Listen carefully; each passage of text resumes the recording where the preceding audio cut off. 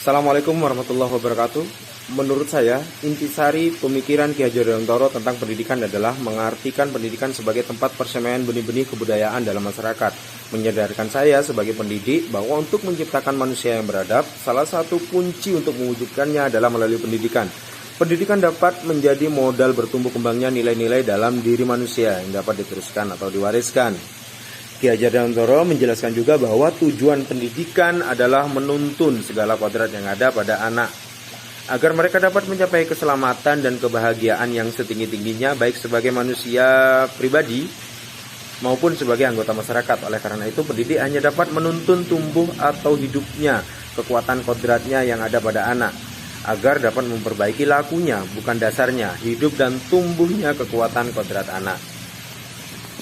Dalam menuntun laku dan pertumbuhan kodrat anak, kalau boleh diibaratkan, peran pendidik seperti air dalam kolam ikan koi ini. Jika pH dan nutrisi dalam air itu baik dan sesuai, maka tumbuh kembang ikan koi tersebut juga baik. Begitupun pola warna yang ada dalam tubuh ikan tersebut akan muncul sempurna, sesuai dengan kodratnya sebagai ikan hias. Sama halnya kita merawat ikan koi ini, baik atau tidaknya tumbuh kembang ikan tergantung perlakuan kita. Baik atau tidaknya perubahan laku murid tergantung bagaimana pendidik mentransferkan energinya selama proses menuntun. Anak diberi kebebasan, namun pendidik sebagai pamong dalam memberi tuntunan dan arahan agar anak tidak kehilangan arah dan membahayakan dirinya. Juga anak dapat menemukan kemerdekaannya dalam belajar.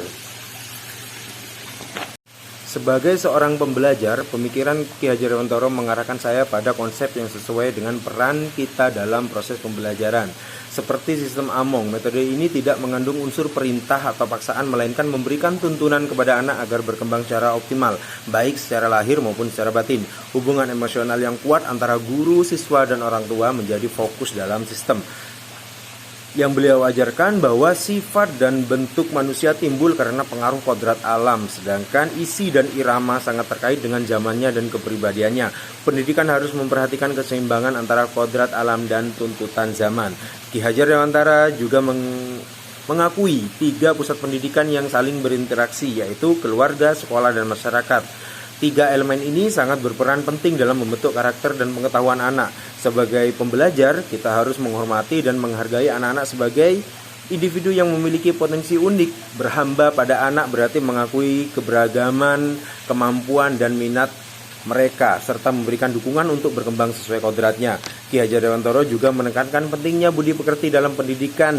Selain pengetahuan akademis, karakter, moral juga harus diperhatikan agar anak-anak tumbuh menjadi individu yang baik dan bertanggung jawab. Bermain adalah kodrat anak. Saya memahami pentingnya bermain sebagai bagian alami dari perkembangan anak. Bukan hanya sebagai hiburan, tetapi juga sarana pembelajar yang efektif. Dalam konteks di atas, kita semua adalah pembelajar yang harus terus berkembang dan belajar dari pengalaman, baik sebagai guru maupun sebagai murid. Salam dan bahagia.